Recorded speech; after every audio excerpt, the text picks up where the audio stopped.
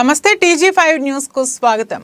మహేశ్వరం నియోజకవర్గం Badangpet municipal corporation పరిధిలోని 26వ division Tirumala hills కాలనీలో ఏర్పాటు చేసిన ప్రజాపాలన కార్యక్రమాన్ని బడంగ్పేట్ బీఆర్ఎస్ పార్టీ అధ్యక్షుడు రామిడి రామిరెడ్డి ప్రారంభించారు. ప్రతి సంక్షేమ పథకాన్ని ప్రతి ఒక్క నిరుపేద కుటుంబం సద్వినియోగపరచుకోవాలని సూచించారు. కాంగ్రెస్ ప్రభుత్వం రైతులందరికీ వెంటనే రైతు బంధు నగదును విడుదల చేయాలని కోరారు.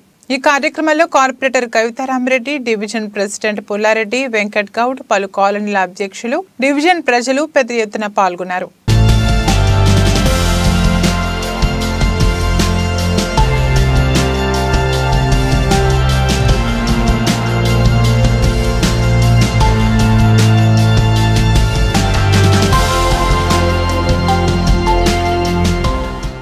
తెలంగాణ రాష్ట్ర ప్రభుత్వం ప్రవేశపెట్టినటువంటి ఈ అభయహస్త కార్యక్రమం మరియు ఈ 6 గ్యారంటీల పథకాన్ని మా బడంగ్పేట్ మున్సిపల్ కార్పొరేషన్ ప్రజానీకం తరఫున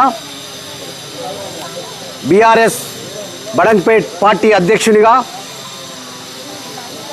అదేవిధంగా మా 26వ డివిజన్ కార్పొరేటర్ కవితా రామిరెడ్డి గారి ఆధ్వర్యంలో ఈరోజు 26వ డివిజన్ ఈ అభయహస్తం 6 గ్యారంటీల కార్యక్రమాన్ని ఈరోజు కార్పొరేటర్ కవితా రామిరెడ్డి గారి ఆధ్వర్యంలో ప్రారంభించడం జరిగింది.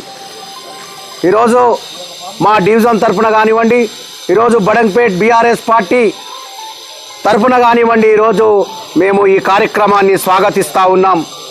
ప్రజలకు అందుబాటులో తెచ్చే కార్యక్రమం, ప్రజలకు మంచి జరిగే కార్యక్రమం ఏదైనా కానీ ఈ తెలంగాణ రాష్ట్ర ప్రభుత్వం ప్రవేశపెట్టే పథకాలన్నింటిని కూడా మేము స్వాగతిస్తూ ఉంటాం.